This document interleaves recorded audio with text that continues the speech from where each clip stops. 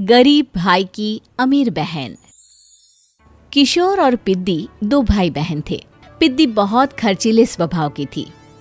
वो जितना कमाती अपने ऐशो आराम में पैसे उड़ा दिया करती। लेकिन किशोर समझदार था, घर को साथ लेकर चलना जानता था। अपनी बहन के जितना कमाता तो नहीं था, लेकिन फिर भी वो किसी तरह घर का खर्च चला लेता था। एक दिन पिद्दी किशोर से कहती है, किशोर, तुम थोड़ा ज्यादा क्यों नहीं कमाते? मेरे दोस्त रोज मेरा मजाक उड़ाते हैं। अरे बहन, मैं कोशिश तो कर रहा हूँ। अच्छा सुनो, अगले महीने रक्षाबंधन है, मुझे सोने का हार चाहिए, इससे कम कुछ भी ना लूंगी। अरे दिला दूंगा बहन। किशोर को पूरी रात नींद नहीं आती। उसके दिमाग में बस ये चल रहा था कि उसकी माली हालत इतनी बिगड़ चुकी है, अब वो सोने का हार कहाँ से लाएगा।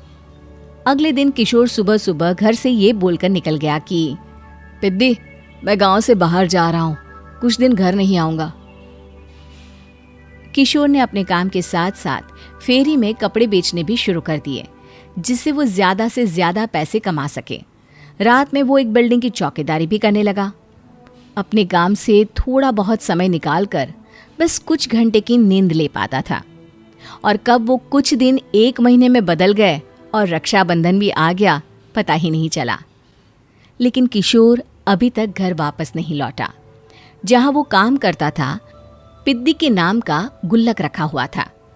किशोर ने उस गुल्लक को फोड़ा और सारे पैसे इकट्ठा करके एक सोने का हार खरीद लिया। घर में पिद्दी किशोर का इंतजार कर रही थी। तभी किशोर आता है। कहाँ चले गए थे? 4 दिन का कहा था और 1 महीने से पता नहीं कहाँ गायब हो गए थे।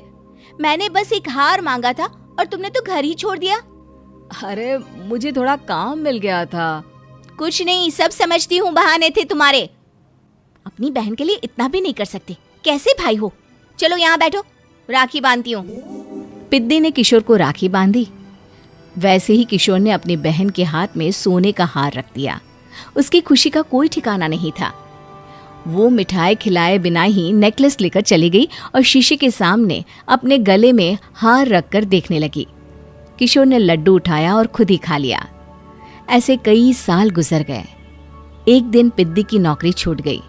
अब वो पूरी तरह किशोर पर डिपेंड हो गई थी। आए दिन किशोर को अपने महंगे महंगे शौक गिनाकर उससे पैसे मांगा करती थी। किशोर, कुछ पैसे देना, मुझे पार्लर जाना है। किशोर बिना कुछ बोले उसे पैसे दे देता। ये क्या, 500? अरे इतने में तो मुझे पार्लर में एंट्री मिलेगी बस। अच्छा, देता हूँ ना ज्यादा। अरे कैसे भाई हो, अपनी बहन के लिए इतना भी नहीं कर सकते। किशोर ने जेब से 2000 का नोट निकाला और उसे दे दिया। किशोर गरीबी में रह लेता था, लेकिन अपनी बहन को कभी कोई कमी नहीं होने देता था। बेटा, पिद्दी तुम्हारी बहन है, उसे कभी किसी चीज की कमी मत होने देना और उसका ध्यान रखना, क्योंकि भाई का फर्ज होता है अपनी बहन का ध्यान रखना। किशोर ने माँ की कही ये बात हमेशा के लिए याद कर ली थी। शायद माँ की इसी बात की वजह से किशोर पिद्दी की हर जिद पूरी करता चला आ रहा था। किशोर, आज मैं अपने दोस्तों के साथ पार्टी करने जा रही हूँ, मुझे कुछ पैसे दो ना। किशोर पिद्दी को समझाता है, लेकिन पिद्दी नाराज होकर चली गई और अपने कमरे में सुबक सुबक कर रोने लगी। किशोर अपनी जेब से कुछ पैसे निकालता है और पिद्दी को दे देता है। किशोर खुद कभी अच्छे कपड़े नहीं पहनता, लेकिन पिद्दी को राजकुमारी की तरह रखता। पिद्दी के जाने के बाद किशोर अपने काम पर निकल गया। एक तरफ पिद्दी अपने दोस्तों के साथ मस्ती कर रही थी, तो वहीं दूसरी तरफ किशोर पैसे कमाने के लिए कड़ी मेहनत कर रहा था। कुछ और दिन ऐसे ही बीत गए। एक दिन पिद्दी एक लड़के को लेकर घर आई और उसे किशोर से मिलवाया। किशोर, मुझे इस लड़के से शादी करनी है, लेकिन इनके मम्मी पापा बोल रहे हैं कि उनको दहेज में एक कार चाहिए, तभी वो मेरा और पंकज का रिश्ता कबूल करेंगे। लेकिन बहन, कार खरीदना कोई सब्जी खरीदने के बराबर तो नहीं है।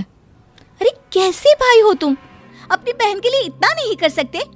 देखो, मैं ज्यादा इंतजार नहीं कर सकती, तुम्हें 1 साल में मेरे लिए कार खरीदनी ही होगी। अच्छा पंकज, एक काम करो, कल तुम अपने माता पिता को घर बुला लो, मैं उनसे तुम्हारे और पिद्दी के रिश्ते की बात कर लेता हूँ। अगले दिन किशोर के छोटे से घर में पंकज और उसके माता पिता आते हैं। बेटा, तुम्हारी बहन ने हमारी शर्त तो बता ही दी होगी। जी। बेटा, तुम तो इतने छोटे घर में रहते हो, दहेज कहाँ से लाओगे? मैं अपनी बहन की खुशी के लिए सब कुछ कर सकता हूँ। पंकज और पिद्दी का रिश्ता तय हो जाता है। किशोर अब अपनी क्षमता से 4 गुना ज्यादा काम करने लगता है। सुबह सबके घरों में न्यूज़पेपर फेंकता, दिन में मजदूरी करता और रात में चौकीदारी करता। खूब मेहनत करके किशोर ने अपनी बहन की शादी के लिए पैसे जुटा लिए। उसने अपनी बहन के लिए कार खरीद ली। जब वो पिद्दी के ससुराल वालों से मिलने गया तो उन्होंने किशोर से और पैसों की मांग की। इस बार किशोर हार चुका था। पिद्दी माफ करना, मैं तुम्हारी शादी उस लड़के से नहीं कर सकता।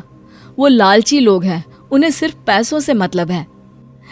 देखो किशोर, मैं पंकज से ही शादी करूंगी। क्योंकि पिद्दी ने तो किशोर की बात न मानने की जैसे कसम खा रखी थी। किशोर ने पंकज को घर बुलाया। पंकज, तुम अपने माता पिता को समझाते क्यों नहीं हो? भैया, वो हमारी शादी के लिए मान गए, मेरे लिए तो यही बहुत बड़ी बात है। हम एक काम कर सकते हैं, दहेज की रकम में से कुछ पैसे मैं आपको दे देता हूँ। अरे लेकिन समाज वाले क्या कहेंगे?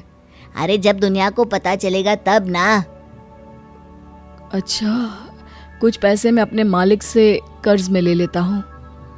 कुछ पैसे पंकज देता है, कुछ वो कर्जा लेता है और अपनी उम्र भर की कमाई वो अपनी बहन की शादी में लगा देता है। आखिर में पंकज और पिद्दी की शादी हो जाती है। पिद्दी की विदाई के बाद किशोर बिल्कुल अकेला पड़ जाता है। अब उसका कमाने में भी मन नहीं लगता। उधारी वाले रोज घर में आकर बैठ जाते हैं। अरे किशोर, अब तो पिद्दी की शादी को 5 साल हो गए, अब तो हमारा पैसा लौटा दो। चाचा, पिद्दी के जाने के बाद किसी भी काम में मन नहीं लगता। अरे तो हमारा पैसा कैसे वापस मिलेगा? जी, कुछ करता हूँ मैं। किशोर के ऊपर बहुत सा कर्जा चढ़ गया था, इसलिए उसने तय किया कि वो ये घर बेचकर सबके पैसे लौटा देगा। अगली सुबह शहर के किसी साहूकार को उसने अपना घर बेच दिया और सबके पैसे लौटा के वो गांव छोड़कर चला गया। पिद्दी ने शादी के बाद कभी अपने भाई का हाल तक नहीं पूछा। किशोर को फर्क नहीं पड़ता था, बस ससुराल में उसकी बहन खुश है ये जानकर उसे खुद की खुशी मिलती थी और ये सोचकर कि उसने माँ से किया हुआ वादा पूरा कर दिया।